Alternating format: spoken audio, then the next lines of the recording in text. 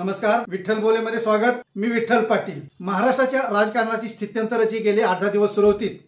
गेले 15 आठवडे म्हटलं तरी चालेल, कारण विधानसभेचा निकाल लागल्यापासून सरकार स्थापन होईपर्यंत म्हणजे आजच्या दिवसापर्यंत जी उत्सुकता होती की मुख्यमंत्री कोण होणार आणि मंत्रिमंडळात कोण कोण असणार। मुख्यमंत्री कोण होणार हे तर स्पष्ट झालेलंच आहे। देवेंद्र फडणवीस मुख्यमंत्री झालेले आहेत। आम्ही हा अंदाज आमच्या विठ्ठल बोलेमध्ये शनिवारी 30 नोव्हेंबरच्या आमच्या विश्लेषणातच हा अंदाज व्यक्त केला होता की महाराष्ट्राचे मुख्यमंत्री देवेंद्र फडणवीसच होणार म्हणून, आणि हा अंदाज खरा ठरला। पण याबरोबर आणि एक आम्ही अंदाज व्यक्त केला होता, तो म्हणजे शाहूवाडी पन्हाळा विधानसभा मतदारसंघाचे आमदार विनय कोरे मंत्री होणार, आणि हा सुद्धा अंदाज जवळजवळ खरा ठरलेला आहे। आजच विनय कोरे यांच्या मंत्रिपदाची घोषणा होईल, आणि ते नुसतेच मंत्री होणार नाहीत तर कोल्हापूरचे पालकमंत्री पद सुद्धा विनय कोरेंच्या पदरात पडणार आहे।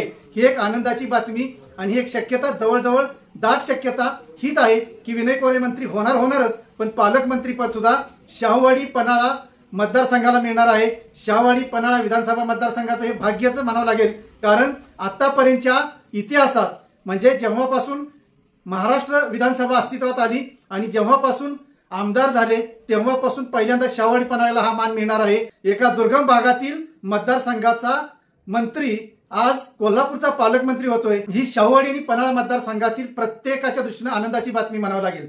विनय कोरे 2019 आणि 2024 ला सलग आमदार झालेले आहेत, पण 2024 ला ते नुसतेच आमदार झाले तर त्यांनी आपल्या पक्षाचा जनसुराज्य शक्ती पक्षाचा आणखी एक आमदार केलेला आहे। हातकणंगले मतदारसंघातून अशोकराव माने जनसुराज्य शक्ती पक्षाचे आमदार झालेले आहेत। अशा प्रकारे कोल्हापूर जिल्ह्यातून जनसुराज्य शक्ती पक्षाने 2 आमदार पदरात पाडून घेतलेले आहेत। एवढंच नव्हे तर या दोन्ही आमदारांनी भारतीय जनता पार्टीला सरळ पाठिंबा दिलेला आहे। असं पाहता 2014 पासूनच विनय कोरे भारतीय जनता पक्षाबरोबर आहेत। सत्ता असो नसो, विनय कोरेंनी भारतीय जनता पक्ष आणि विशेषतः देवेंद्र फडणवीस यांना सोडलेलं नाही। देवेंद्र फडणवीस यांच्यापर्यंत विनय कोरे यांना पोहोचवणारा महत्वाचा दूत म्हणजे समित कदम।